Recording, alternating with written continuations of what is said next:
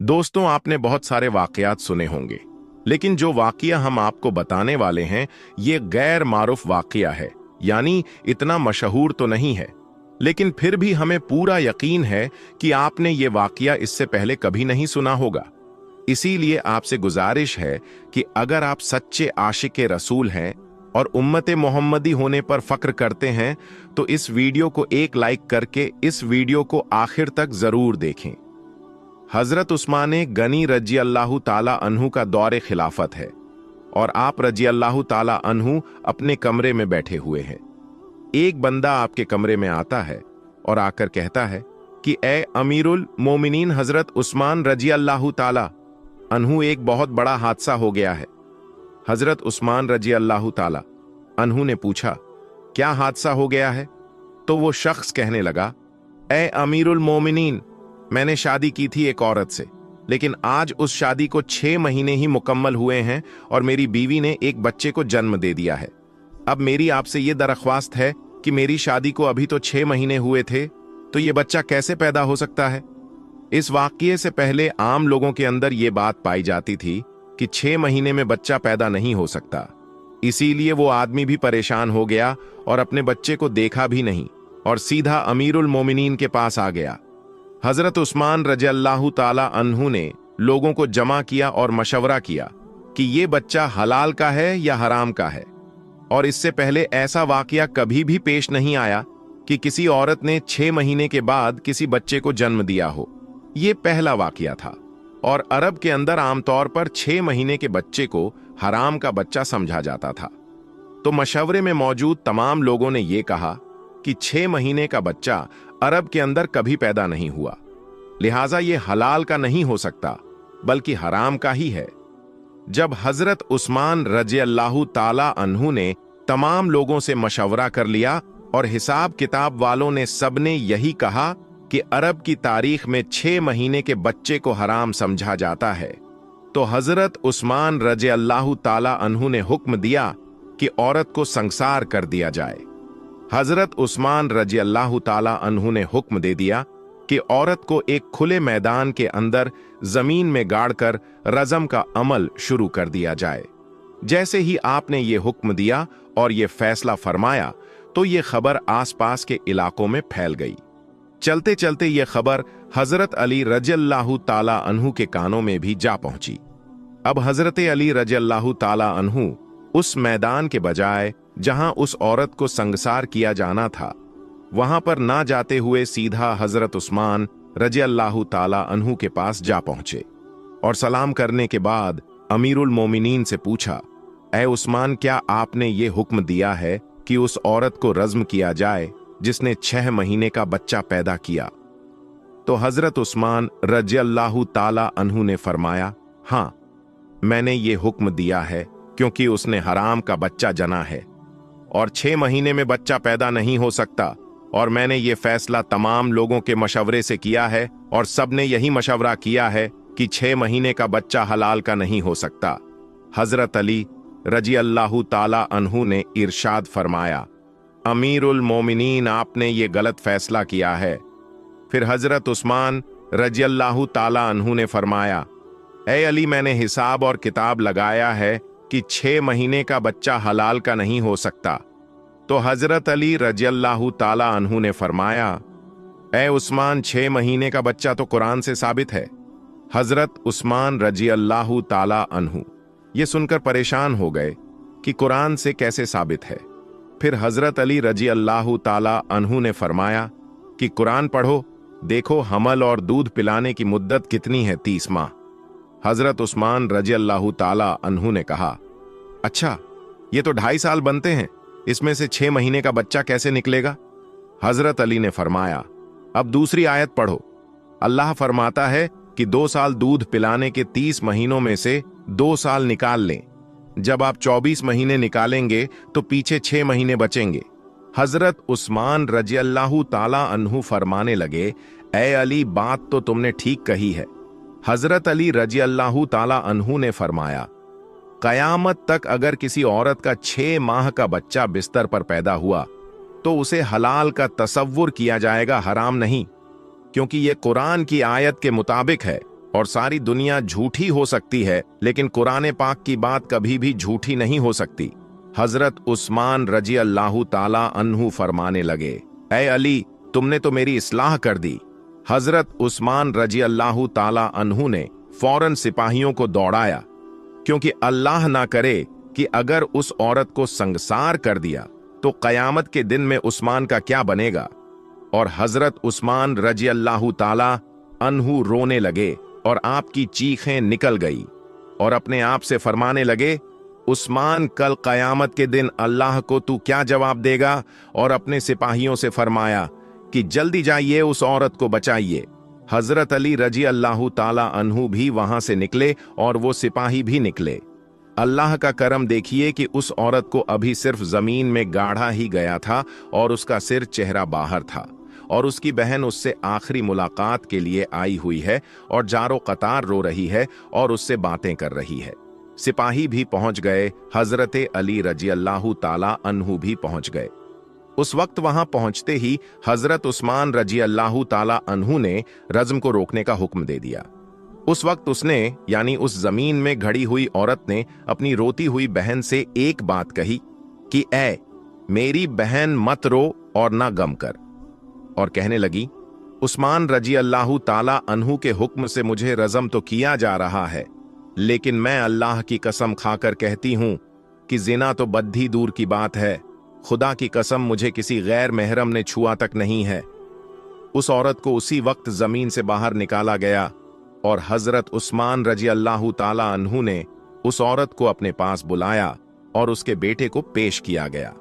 रिवायत के अंदर ये अल्फाज मौजूद हैं कि जिस तरह परिंदों के 2 अंडे अगर मिला दिए जाएं तो पता ही नहीं चलता कि कौन सा अंडा किसका है, दोनों में क्या फर्क है, इसी तरह उस बच्चे की शक्ल और सूरत बिल्कुल उसके वालिद के ऊपर थी और वालिद ने उसको अभी तक देखा नहीं था। वालिद ने जब देखा और कहा, अल्लाह की कसम ये तो मेरा ही बेटा है, तो ये एक बात मालूम हो गई कि 6 महीने में जो बच्चा पैदा हो तो उसे हलाल का समझा जाएगा, क्योंकि कुरान शरीफ में ये फैसला मौजूद है। दोस्तों, आज आप सभी के लिए हजरत उमर रजी अल्लाह ताला अन्हु के हवाले से एक बड़ा ही अजीबो गरीब वाकया लेकर आए हैं। और शायद आपने इस वाकया को इससे पहले कभी नहीं सुना होगा, लेकिन वाकया शुरू करने से पहले गुजारिश ये करेंगे कि आप हजरत मोहम्मद मुस्तफ़ा सल्लल्लाहु अलैहि वसल्लम से मोहब्बत करते हैं तो इस वीडियो को एक लाइक जरूर करें और चैनल को सब्सक्राइब भी कर दें। प्यारे दोस्तों, आप सभी को बता दूं, रिवायत में आता है कि एक शख्स जो कि बड़ा ही परहेजगार था और साथ ही साथ बहुत ही ज्यादा खूबसूरत था। उसकी खूबसूरती की मिसाल इतनी थी कि जिसकी कोई मिसाल नहीं। और जब वो मदीना मुनव्वरा पहुंचा तो ऐसे वक्त में वो सबसे पहले वो प्यारे आका हजरत मोहम्मद मुस्तफ़ा सल्लल्लाहु अलैहि वसल्लम के मज़ारे पाक के पास गया और वहां पहुंचने के बाद अपनी दिलजारी की और खूब रोया। यानी वो इस कदर प्यारे आका से मोहब्बत करता था कि जिसको हम बयां नहीं कर सकते हैं। आप सभी को बता दूं, वो मुसाफिर जब मदीना मुनव्वर आया तो यहां से उसका जाने का जरा भी दिल नहीं कर रहा था। ऐसे वक्त में उसने मदीना मुनव्वरा में रहने का ही इरादा कर लिया और फिर वो मदीना मुनव्वरा में ही रहने लगा।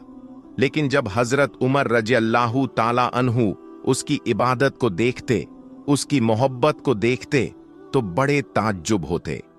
आप सभी को बता दूं, एक मर्तबा हजरत उमर उस शख्स के पास गए और जाकर ये बात कहने लगे कि जिस तरीके से तुम इबादत करते हो, मैं बहुत ही ज्यादा इस चीज को देखकर खुश होता हूं, क्योंकि मैं जानता हूं कि तुम मुसाफिर हो। ऐसे वक्त में किसी भी चीज की जरूरत पेश आए तो तुम मुझे जरूर बताना। मेरे प्यारे दोस्तों, वो जो शख्स था वो ये बात कहने लगा कि जिस खुदा को तुम मानते हो उस खुदा को मैं भी मानता हूं और वो ही जान देने वाली है और तुम भी उसी के मोहताज हो, तो मैं तुमसे क्यों मांगू। ऐसे वक्त में हजरत उमर रजी अल्लाह ताला अन्हु खामोश होके वहां से चले गए।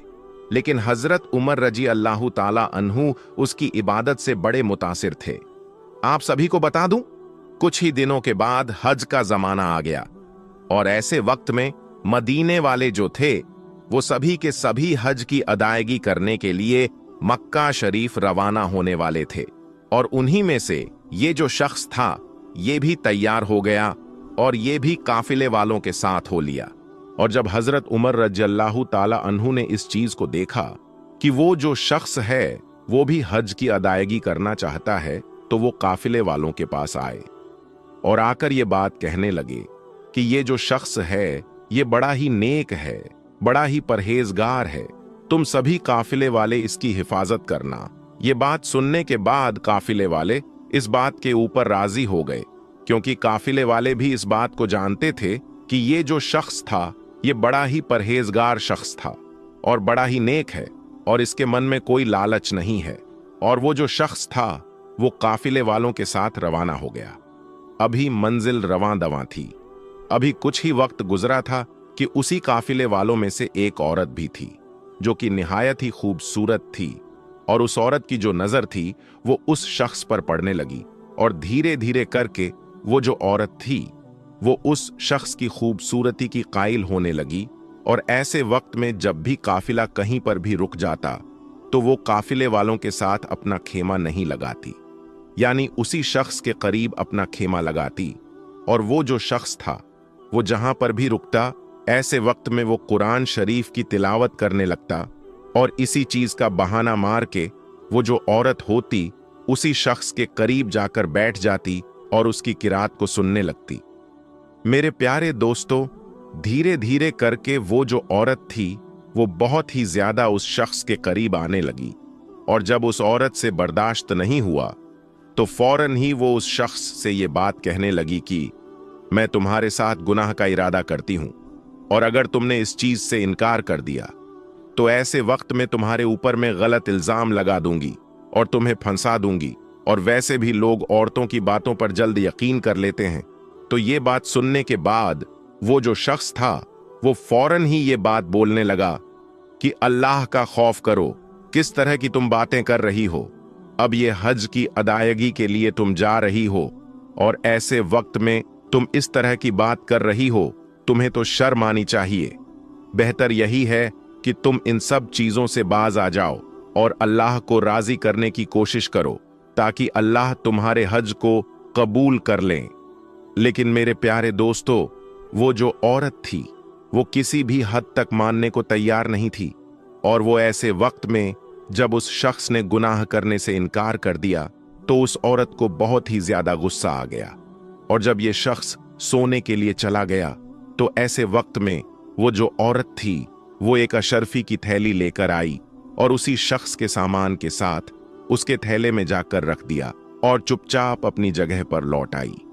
जब सुबह का वक्त हुआ तो ऐसे वक्त में वो जो औरत थी वो शोर मचाने लगी और ये बात कहने लगी कि मेरे पास कुछ सोने की अशरफियां थीं जो कि मैंने हज की अदायगी के लिए रखी थीं और मेरे पास सिर्फ इतना ही था। अब मैं क्या करूंगी? अब मेरे पास तो कुछ भी नहीं बचा। तो ये बात सुनने के बाद सारे काफिले वाले जो थे वो बड़े हैरान हुए और फौरन ही ये बात कहने लगे कि अगर किसी काफिले वाले ने लिया होगा तो हम उसकी तलाशी लेते हैं।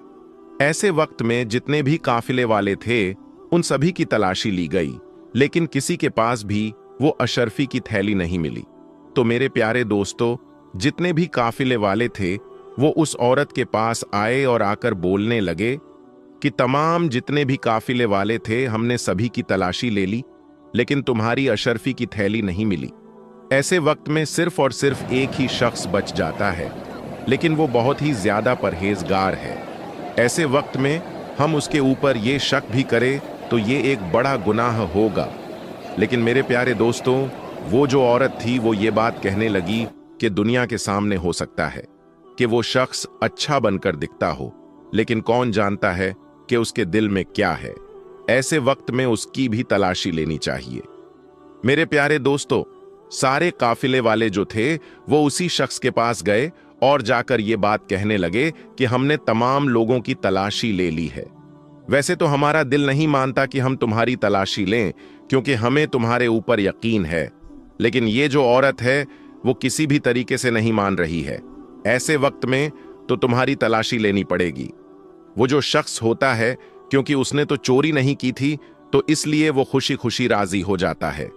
जैसे ही काफिले वाले उस शख्स के सामान में अशरफियों की तलाशी लेते हैं, तभी अचानक अशरफी की जो थैली होती है वो नजर आ जाती है। वो जो औरत होती है वो फौरन ही ये बात बोलती है कि देखा, मैंने जो कहा था वही हुआ।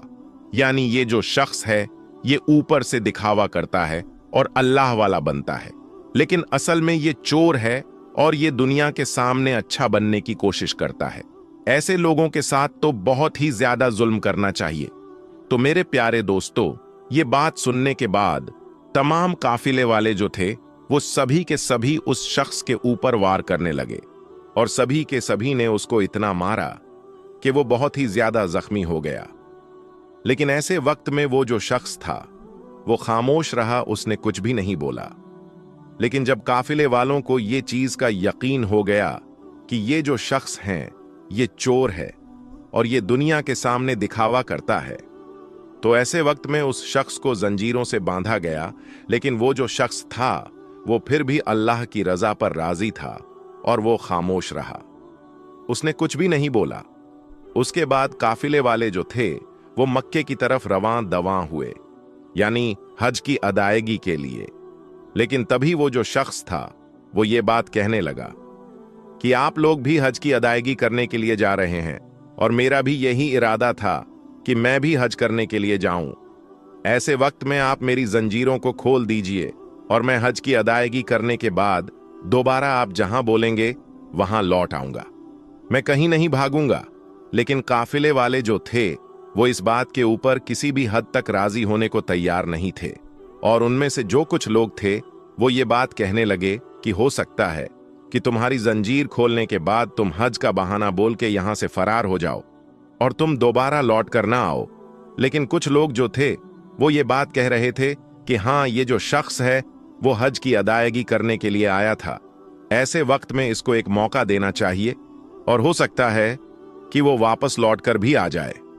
दोस्तों, जब सारे काफिले वाले एक दूसरे से बात करने लगे तो ऐसे वक्त में उन्होंने फैसला किया कि हमें इस शख्स को एक मौका देना ही चाहिए। उसके बाद उस शख्स की जंजीरों को खोल दिया गया और उसे ये बात कह दी गई कि फलां जगह पर तुम हमें आकर मिल जाना। अगर तुम लौट कर नहीं आए तब भी हम जाकर हजरत उमर रजल्लाहु ताला अन्हु से तुम्हारी शिकायत करेंगे कि तुम्हारे ऊपर बड़ा भरोसा किया था, लेकिन तुमने उनके भरोसे को तोड़ दिया। लेकिन प्यारे दोस्तों, वो जो शख्स था वो चुपचाप हज की अदायगी करने चला गया। दोस्तों, आप सभी को बता दूं, मक्का शरीफ पहुंचने के बाद वो अल्लाह की बारगाह में बहुत ज्यादा रोता है और गिड़गिड़ाता है और अल्लाह की बारगाह में दुआ करता है कि ए अल्लाह, मेरे ऊपर झूठा इल्जाम लगाया जा रहा है, ऐसे वक्त में तू मेरी हिफाजत फरमा। प्यारे दोस्तों, जैसा कि हम सभी जानते हैं कि जब दिल से कोई बात निकलती है तो असर रखती है। आप सभी को बता दूं, उस शख्स ने अल्लाह की बारगाह में दुआ की और फौरन ही उसकी दुआ कबूल हो गई और फौरन ही वो जो शख्स था वो हज की अदायगी करने के बाद उसी मुकाम पर पहुंच जाता है जहां पर उसे कहा गया था। जब लोगों ने उस शख्स को देखा तो वो बहुत ही ज्यादा हैरान हुए और ये बात कहने लगे कि ऐसे वक्त में तो लोग यहां से भाग जाया करते हैं, कभी लौट कर नहीं आते, लेकिन तुमने हमारा भरोसा जीत लिया है और इस बात से हम बहुत ही ज्यादा खुश हैं और ऐसे वक्त में तुम्हें जंजीरों में नहीं बांधेंगे। दोस्तों, आप सभी को बता दूं, काफिला जो था वो मदीना मुनव्वरा की तरफ रवाना हो गया, लेकिन अभी कुछ ही दूर चले थे कि तभी अचानक उस औरत के पास जितनी मालो दौलत थी वो सारी की सारी खत्म हो चुकी थी और मदीना मुनव्वरा पहुंचने के लिए उसको कुछ ना कुछ माल की जरूरत थी। और जब उसने काफिले वालों से पता किया तो काफिले वालों के पास भी बहुत ही कम मालो दौलत थी। तो इस चीज को लेकर वो बहुत ज्यादा परेशान होने लगी कि मैं मदीना मुनव्वरा कैसे पहुंचूंगी। तो ऐसे वक्त में उसके जहन में यह ख्याल आया कि जब अब किसी जगह पर काफिला रुकेगा तो ऐसे वक्त में किसी गांव के अंदर जाकर मैं मदद मांगूंगी, हो सकता है कि कोई मेरी मदद कर दे।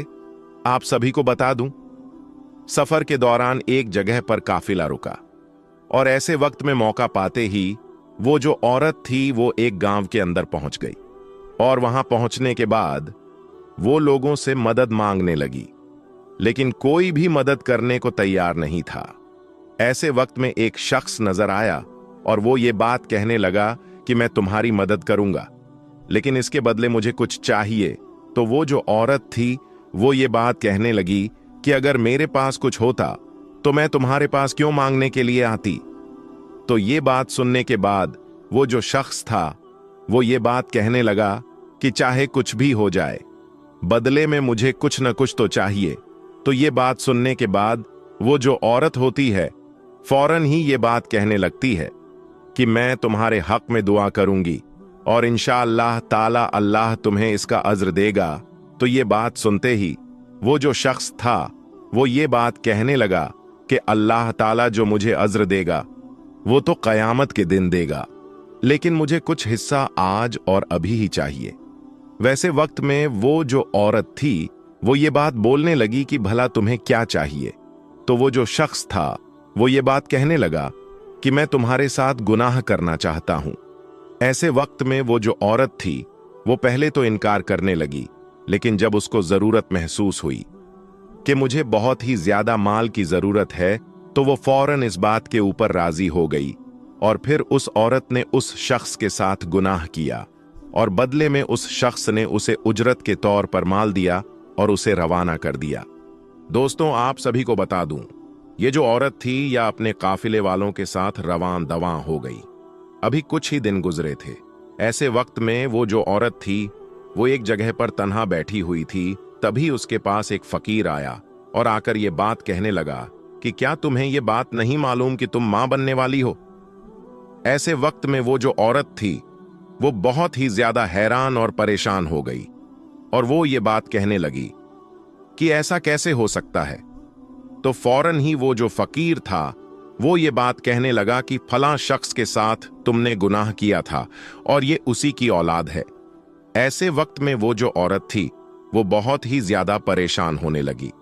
तो फौरन ही वो जो फकीर था वो ये बात कहने लगा कि तुम्हें परेशान होने की जरूरत नहीं है। वो जो शख्स है जिसके ऊपर तुमने इल्जाम लगाया था चोरी का, उसके ऊपर ये भी इल्जाम लगा दो, इससे तुम बच जाओगी। प्यारे दोस्तों, ये बात सुनने के बाद वो जो औरत होती है वो बहुत ही ज्यादा खुश हो जाती है। काफिले में जाने के बाद जोर जोर से चिल्लाने लगती है और ये बात कहती है कि ये जो शख्स है जो नेक बनने का दावा करता है और बड़ी बड़ी बातें करता है, इसने मेरे साथ गुनाह किया है जबरदस्ती की, जिसकी वजह से आज मैं मां बनने वाली हूं। मैंने ये बात इसलिए जाहिर नहीं की थी क्योंकि मुझे शर्मिंदगी महसूस होती थी, लेकिन आज मुझे ये बात मालूम पड़ी है कि मैं मां बनने वाली हूं। ऐसे वक्त में मुझसे ये बात छुपी नहीं और ये बात मैंने काफिले वालों को बता दी। तो ये बात सुनते ही काफिले वाले जो थे वो फौरन ही बहुत ही ज्यादा गुस्से में आ गए और फौरन ही गुस्से में आने के बाद उस शख्स के ऊपर गुस्सा उतारने लगे। आप सभी को बता दूं, वो शख्स जो था वो बहुत ही ज्यादा पहले से ही जख्मी था, लेकिन जब दूसरी मर्तबा उसके ऊपर वार किया तो वो और ज्यादा जख्मी हो गया। लेकिन ऐसे वक्त में वो जो शख्स था वो खामोश रहा। उसने कुछ भी नहीं बोला क्योंकि उसको अल्लाह की जात पर यकीन था। आप सभी को बता दूं, काफिले वाले दिल ही दिल में ये सोचते हुए जा रहे थे कि हजरत उमर रजी अल्लाह ताला अन्हु इसकी कितनी ज्यादा इज्जत करते थे, कितना इसको नेक समझते थे, लेकिन ये तो बहुत ही ज्यादा गलत इंसान निकला। ऐसे वक्त में हजरत उमर का दिल टूट जाएगा और जरूर कोई ना कोई इसे बड़ी से बड़ी सजा सुनाएंगे। प्यारे दोस्तों, वो काफिला जब मदीना मुनव्वरा पहुंच गया तो ऐसे वक्त में हजरत उमर रजी अल्लाह ताला अन्हु के सामने ये सारी बातें रखी गई कि किस तरीके से इस शख्स ने उस औरत के अशरफियों को भी चुरा लिया था और साथ ही साथ जबरदस्ती उस औरत के साथ गुनाह भी किया। तो ये बात सुनते ही हजरत उमर रजी अल्लाह ताला अन्हु को बड़ा झटका लगा और ये बात कहने लगे कि मैं तुझे तो बहुत ही नेक मानता था, अच्छा इंसान मानता था, लेकिन तू तो अंदर से कुछ और है और बाहर से कुछ और है। ऐसे वक्त में तुझे कड़ी से कड़ी सजा सुनानी चाहिए। प्यारे दोस्तों, तो अभी हजरत उमर रजी अल्लाह ताला अन्हु अभी कोई फैसला करने ही वाले थे कि तभी वहां पर हजरत अली शेर खुदा रजी अल्लाह ताला अन्हु तशरीफ फरमाए और आकर ये बात कहने लगे कि ये जो औरत है जो ये बात कहती है वो सारी की सारी बातें झूठ बोल रही है। यानी ये जो शख्स है वो नेक है और इसने इस औरत की कोई अशरफी नहीं चुराई थी और न ही इस औरत के साथ जिना किया था। तो ये बात सुनने के बाद वो जो औरत थी वो ये बात कहने लगी कि यह बात आप ऐसे कैसे कह सकते हैं, जबकि पूरे काफिले वालों ने इस चीज को देखा है। तो यह बात सुनने के बाद हजरत अली रजी अल्लाह ताला अन्हु ने यह बात कही कि अगर तूने जरा भी झूठ बोला तो इसका बड़ा ही बुरा अंजाम तुझे देखने को मिलेगा। तू मुझे ये बात बता के फलां जगह पर तूने इस शख्स से ये बात नहीं की थी कि मैं तुम्हारे साथ गुनाह करना चाहती हूं, तो इस शख्स ने मना कर दिया था। वो जो औरत थी वो बहुत ही ज्यादा डर के मारे कांपने लगी और फौरन ही ये बात कहने लगी कि हाँ, मैंने ये बात कही थी। तो उसके बाद हजरत अली रजी अल्लाह ताला अन्हु ने ये बात कही और फिर जब इस शख्स ने गुनाह करने से मना कर दिया तो ऐसे वक्त में तूने इसे धमकी दी थी या नहीं दी थी कि मैं तुझे बदनाम कर दूंगी। तो वो जो औरत थी वो डर और खौफ की वजह से सच सच बताने लगी और यहां तक कि हजरत अली रजी अल्लाह ताला अन्हु ने पूरा वाकया सुना दिया। तो मेरे प्यारे दोस्तों, वो जो औरत थी वो हर बात के ऊपर राजी हो गई और उसने अपनी गलती को मान लिया। लेकिन बाकी जितने भी लोग वहां मौजूद थे वो ये बात कहने लगे, हम तो ये सोच रहे थे कि ये जो शख्स है ये गलत है, लेकिन असल में तो ये औरत गलत है, इसको क्या सजा मिलनी चाहिए। तो ऐसे वक्त में हजरत अली रजी अल्लाह ताला अन्हु ने फरमाया कि फलां कब्रिस्तान में इसे ले जाओ और वहां गड्ढा खोदने के बाद इसका आधा जिस्म वह गड्ढे के अंदर रखो और आधा जिस्म जो है वो गड्ढे से बाहर रखो और उसके बाद इसके ऊपर मिट्टी डाल दो। तो मेरे दोस्तों, वैसा ही किया गया और उसके बाद वो जो औरत थी वो हलाक हो गई। लेकिन बाकी सहाबा एकराम जितने भी वहां मौजूद थे वो ये बात कहने लगे कि आपको ये सारी बातें कैसे मालूम हुई, यानी पूरा वाकया जो था वो हूबहू आपने सारा कैसे बता दिया। तो इस बात के ऊपर हजरत अली फरमाने लगे कि अल्लाह ने मेरी नजरों के सामने पूरा वाकया पेश कर दिया ताकि ये जो बेकसूर हैं ये किसी भी तरीके से रुस्वा ना हो जाए। अल्लाह इस बेकसूर से राजी है। प्यारे दोस्तों, तो इसी हवाले से हमें ये बात मालूम पड़ती है कि जब कोई बंदा अल्लाह की बारगाह में दुआ करता है तो ऐसे वक्त में अल्लाह जरूर उस दुआ को कबूल फरमाता है। बस शर्त यह है कि जो दुआ है वो जायज होनी चाहिए। प्यारे दोस्तों, सोचिए इस चीज को कि जब गुलामों का ये आलम है कि अल्लाह ताला सारा वाकिया आंखों के सामने पेश कर देता है और उन्हें ऐसे नजर आता है जैसे उनके आंखों के सामने हो रहा हो, तो सोचिए इस चीज को कि प्यारे आका हजरत मोहम्मद सल्लल्लाहु अलैहि वसल्लम की क्या शान होगी, सुभान अल्लाह, उनका क्या मर्तबा होगा, सुभान अल्लाह। दोस्तों, आज की इस वीडियो में बस इतना ही। हम मिलेंगे आपको अगली वीडियो में, तब तक के लिए अल्लाह हाफिज।